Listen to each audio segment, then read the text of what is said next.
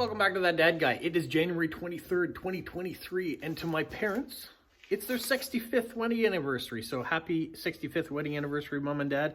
Not that they're going to be doing much today, because we have a snowstorm going on.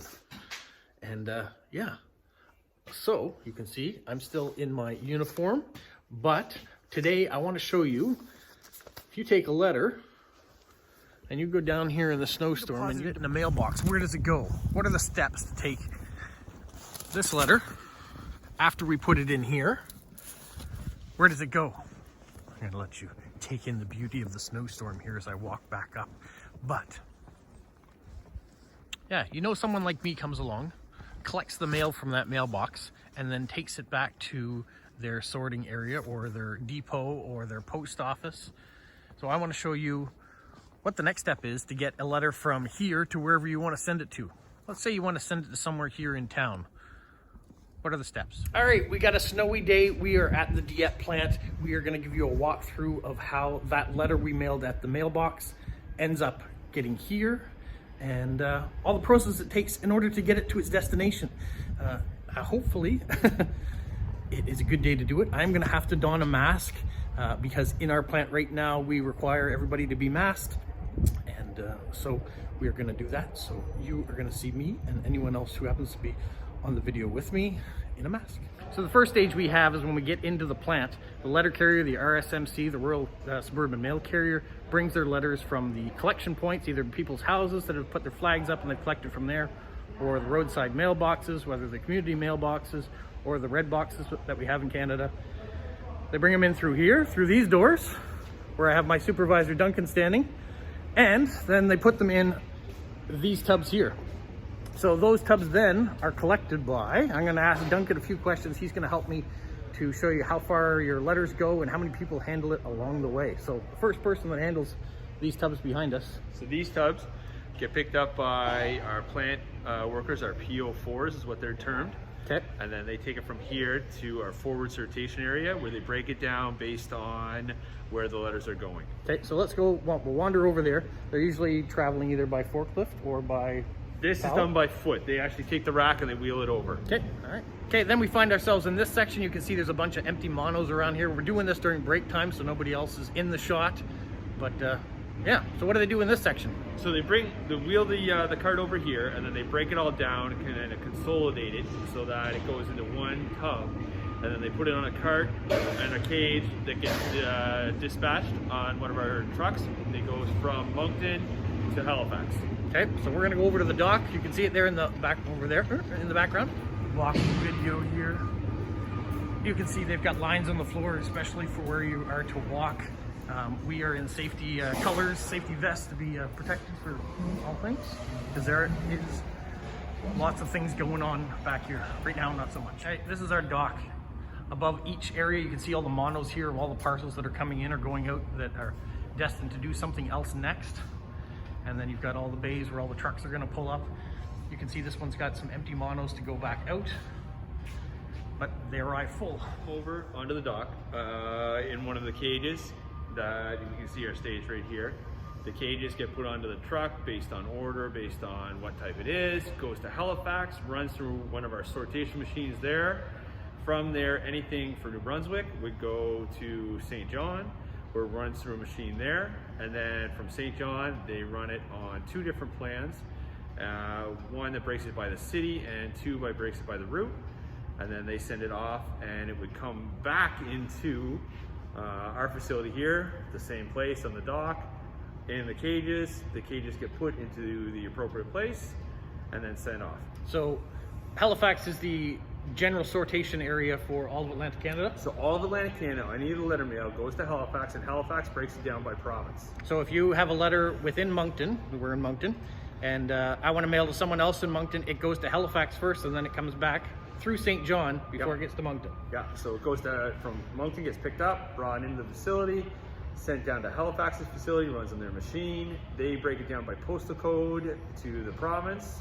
Anything for the province of New Brunswick comes back, goes to St. John, runs through their machine, breaks down by the city, breaks down by the route, so two different runs, and then brought into the city. And then shows back up on a truck like this, where we're going to unload it again, right? Exactly. All right, let's show you. All right, so when we get the mail coming in off the truck, this is the mail that's gone to Halifax, gone to St. John, and then come back in by truck to us. It's in these tubs, right? Yep. So it'll come in these tubs, and the tubs will all have a tag on the outside of it that's sorted by the route. Yep. Anything that the machine does not like, but it knows is for the Moncton area, would go to our city manual sort, where we have some people that are hired to physically read the barcode, read the label, read the postal code, and put it into the route. Okay. Manually sort it, and then otherwise it comes in these tubs right here, and then our LCA group, letter carrier assistant, breaks it down and sorts it out to the routes. Okay, so we'll go to the manual sort first before we hit to the routes to show you how it's sorted. So the cage would come in, and you can see by the racks behind us that this is where it would get sorted and sorted. So Rob, if you actually go to the right, you got one of the cases behind you. Yep. There you go. So the PO4 would sit at the case with the tub of the mail that was all rejected from the machine, physically sorted into the different cuts, tick, tick, tick, tick, tick. And then on dispatch time, they break it down by the routes, and then they put it in the tubs behind us. And the tubs behind us are all labeled, so then it gets dispatched and sent to the letter carrier. All right, let's go to the letter carriers. All right, so this is one of the letter carrier nooks. So these are the urban letter carriers, not the rural like I am. They have one like that. They get their tubs in. You can see down there, the mail is sorted. They've got cards in them to show the different pulls. Pulling means when they come to different mailboxes, that's what they've got to use. Some people already have their flyers already sorted into their case. And from there, they load up their trucks and they take it back out and deliver it to the address. And that's kind of the route that a letter is going to take. Second thing we can have is you can have a parcel. It's going to do the same process as a letter. If you drop it off at your mailbox, the letter carrier is going to pick it up, going to bring it in here to the depot. It's going to go out on a truck. It's going to go to Halifax. It's going to go to St. John. It's going to come back on a truck. It's going to end up in one of these cages. And then from there, it's going to go to our belt. So the parcels come in either two ways, the cages like Robbie was just showing, or loose load brick loaded like this. They come in, one of the PO4s puts it on the parcel belt, the conveyor here which is running, and it goes through. There's different eyes and levels that look at the barcodes and look at the postal code, and then divide it off to the city or to the destination based on that. So here you can see this, we were just talking about the truck, the loose parcels coming in on the belt here. They're going to go all the way up and around and through this maze of conveyors. And then the system is going to automatically sort them into cages based on the postal code. Correct? The system will put it on the right belt, and then there are people that physically put it in the cage. So here you can see all the cages are all lined up. We're not working right now, but when they do, they kick out the parcels to the different sections of town. And if the machine can't read the barcode, can't read the address, you're going to end up going down this conveyor, where at the end you're going to have someone manually sorting out the parcels, putting them in cages to be sent off to the next area, correct? Correct. Then just like the letters, the parcels end up over here. You have an assistant that goes through, separates them, puts them all in these carts that are all destined for all the different letter carriers and the rural mail carriers. And then from there, they take their parcels, sort them out, and then go out those doors and load them in their trucks, and then off into the streets to be delivered to you, hopefully in the same condition that they were sent. So thank you, Duncan, for giving us the walkthrough of the plant. You can see that a parcel or a letter goes through a lot of different steps in order to reach its destination. It's not just a matter of putting it in your mailbox and having a letter carrier pick it up and take it to the right place. If it's going locally, it still goes through a lot of processes. If it's going internationally, even more processes. From this building to Halifax to Mississauga, then to London or wherever it's going. So a lot of people touch it. There's a lot of room for there to be an error. So it could go to the wrong place. The machine may send it to the wrong place. There is still error that way. There's a lot of room for damages because the parcel and the package is being handled so many times by so many different people. Even putting it in your case, like I do here, this is my case. A letter can get jammed in if there's a whole bunch of letters, and it can get torn. It doesn't take very much with paper in order to damage it.